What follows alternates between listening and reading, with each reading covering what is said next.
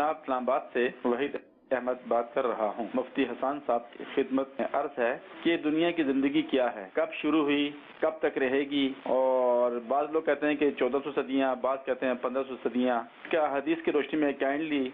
Detail کے طور پر بتا دیں تو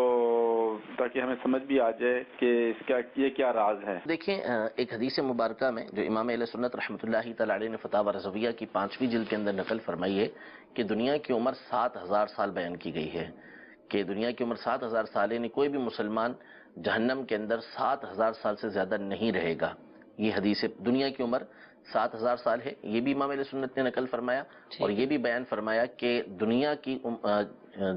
جو کوئی بھی مسلمان جو ہے وہ اس مدت سے زیادہ جہنم کے اندر نہیں رہے گا، یعنی جو مسلمان اگر چلا گیا خدا نہ خواستہ اور انتہا ہوئی تو اس کی 7000 سال، لیکن بہرحال ظاہر ہے کہ 7000 سال کس کو بولتے ہیں، ایک لمحے کے لیے بھی برداشت کرنے کی کسی کے اندر ہمت نہیں ہے اس کی۔ اچھا، اب رہا دنیا کی عمر، تو ایک تو یہ روایت ہو گئی، اور سنن نبی داؤد اور دیگر کئی کتابوں کے اندر روایت موجود ہے کہ حضور علیہ السلام نے یہ ارشاد فرمایا کہ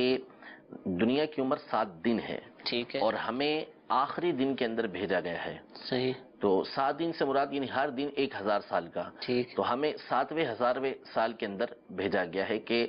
آخری 1000 سال کے اندر ہم آئے ہیں۔ اور پھر ساتھ ہی حضور علیہ السلام نے اس بات کی امید ظاہر کی کہ اللہ تبارک و تعالیٰ میری امت کو آدھا دن مزید عطا فرمائے گا، یعنی 500 سال مزید عطا فرمائے گا۔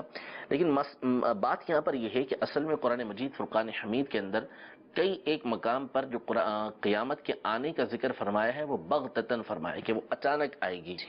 کہ یہ جو قیامت ہے لا تأتیکم، کہ قیامت نہیں آئے گی الا بغتتاً، مگر اچانک آئے گی وہ۔ تو چونکہ جو قیامت کا علم ہے اس کو چھپانا مقصود ہے، وہ عام لوگوں کے سامنے ظاہر نہیں کیا جاتا کہ ان کو اس بارے میں بتایا جائے کہ قیامت کب آنی ہے۔ حضور علیہ السلام کو اس کا علم تھا کہ ساری کی ساری نشانیاں آپ نے بیان فرمائی، آپ نے دن بیان فرما دیا، آپ نے مہینہ بیان فرما دیا، ساری باتیں بیان فرما دی، لیکن سال کو آپ نے مخفی رکھا کہ کس سال میں یہ آئے گی۔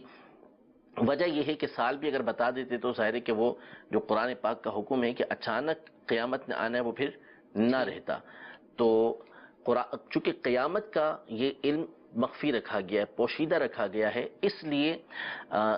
اس طرح کی جو احادیث طیبہ ہیں اس میں علماء نے مزید گفتگو کی ہے کہ یہ سمجھانے کے لیے بیان کیا گیا ہے۔ اب جیسے مثال کے طور پہ قرآن مجید فرقان حمید میں اعلیٰ حضرت امام علیہ سنت نے یہ بات ملفوظات شریف کے اندر بیان فرمائی ہے کہ اللہ تبارک و تعالیٰ نے یہ ارشاد فرمایا کہ میں تمہاری 3000 فرشتوں کے ذریعے مدد کروں گا، لیکن اس کے بعد اللہ تبارک و تعالیٰ نے مزید 2000 فرشتوں کے ذریعے بڑھا دیا اور 5000 فرشتوں کے ذریعے مدد کی، تو اللہ کی نعمتیں بڑھتی جاتی ہیں۔ تو اسی طرح اللہ تبارک و تعالیٰ نے آدھا دن عطا فرمایا، تو ممکن ہے کہ اللہ تبارک و تعالیٰ مزید ہمیں کچھ وقت عطا فرما دے نبی کریم صلی اللہ تعالیٰ علیہ وسلم کے صدقے طفیل۔ تو اب یہ ساری چیزیں جو ہیں وہ ہم سے یہ تقاضا کرتی ہیں کہ ہم اصل میں قیامت کی تیاری کریں۔ حضور علیہ السلام کی بارگاہ میں جب سوال کیا کسی صحابی نے کہ متی الساعہ، قیامت کب ہوگی، بخاری شریف کی حدیث مبارکہ ہے، تو ارشاد فرمایا کہ تم نے اس کے لیے تیاری کیا کر رکھی ہے؟ تو اس نے کہا کہ میرے پاس اور کچھ تو نہیں مگر یہ کہ میں اللہ اور اس کے رسول سے محبت کرتا ہوں۔ سبحان اللہ۔ تو حضور علیہ السلام نے اس پہ فرمایا کہ المرء مع من احب، کہ جو جس سے محبت کرتا ہے قیامت کے دن اسی کے ساتھ ہوگا۔ تو حضور علیہ السلام نے ان کی تربیت کی کہ قیامت تو آنی ہی آنی ہے، اب وہ کب آئے گی وہ اللہ تبارک و تعالیٰ جانتا ہے اور اس کے بتائے سے اس کے حبیب صلی اللہ علیہ وسلم جانتے ہیں، ہم نے قیامت کی تیاری کرنی ہے۔ تو بہرحال قیامت کا علم جو ہے یہ اللہ تبارک و تعالیٰ کے پاس ہے، اور جس کو وہ عطا فرمانا چاہے اس کے پاس ہے۔